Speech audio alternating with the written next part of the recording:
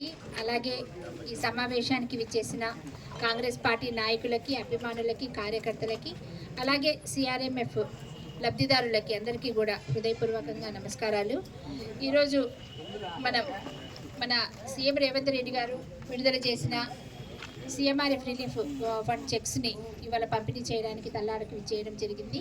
27 విలేజ్ల్లో గ్రామం తిరిగి లబ్ధిదారులకి 97 చెక్స్ని పంపిణీ చేయడం జరిగింది. దీని నిమిత్తము 35 లక్షల రూపాయలు ఇవాళ సుమారుగా అందించడం జరుగుతూ ఉంది.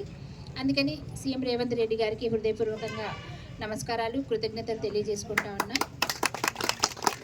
ముఖ్యంగా ఈరోజు ఈ సమావేశం ముఖ్య ఉద్దేశం ఏంటంటే, మనందరికీ తెలుసు, నిన్న ఢిల్లీలో ఒక బీజేపీ ఎంపీ, ఇప్పుడు ఎమ్మెల్యే అభ్యర్థి ఆయన ఎలక్షన్ సమావేశంలో ఆయన ప్రియాంక గాంధీ గారి మీద ఎంతో అనుచితమైన, అసభ్యకరమైన వ్యాఖ్యలు చేశారు. దానిని మేము తీవ్రంగా ఖండిస్తున్నాం.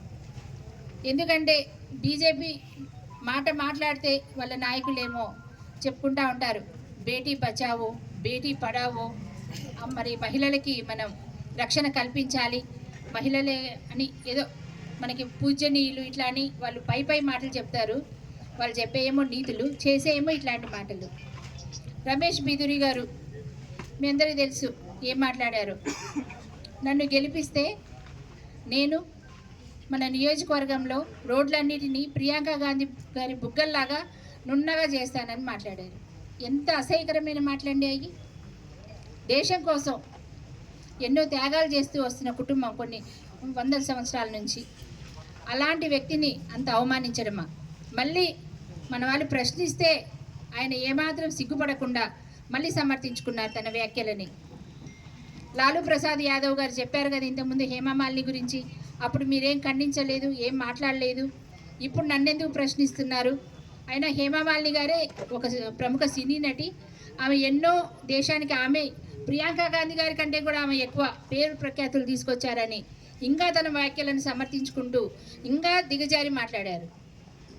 మరి అలాంటి వాళ్ళని ఈరోజు మేము ఎట్టి పరిస్థితుల్లో క్షమించేది లేదు.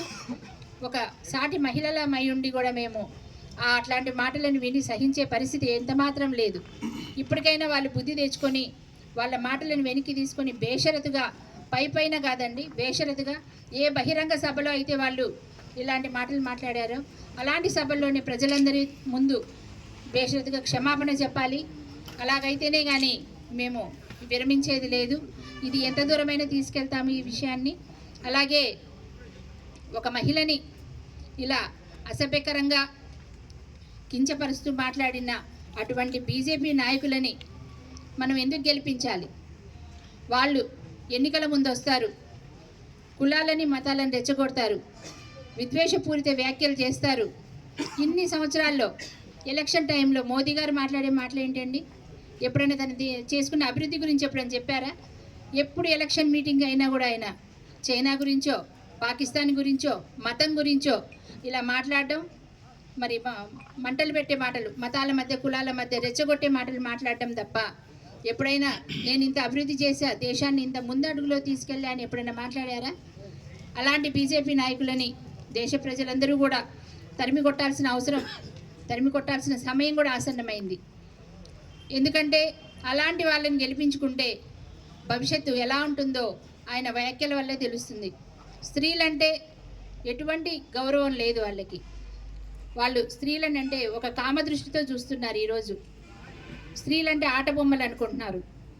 ఒక స్త్రీ ఎన్నో కష్టాలు పడి ఎంతో ముందడుగేసి ఫ్యామిలీని చూసుకుంటూ, పిల్లల్ని చూసుకుంటూ, కుటుంబం పట్ల అట్లే సమాజం పట్ల ఒక చైతన్యంతో తోటి సమాజానికి సేవ చేయాలి, మహిళలని అభివృద్ధిలో తీసుకురావాలన్న ఉద్దేశంతో ఎన్నో ఆటుపోట్లు ఎదుర్కొని ఒక రంగంలో పైకొస్తుంటే చూసి ఓర్వలేక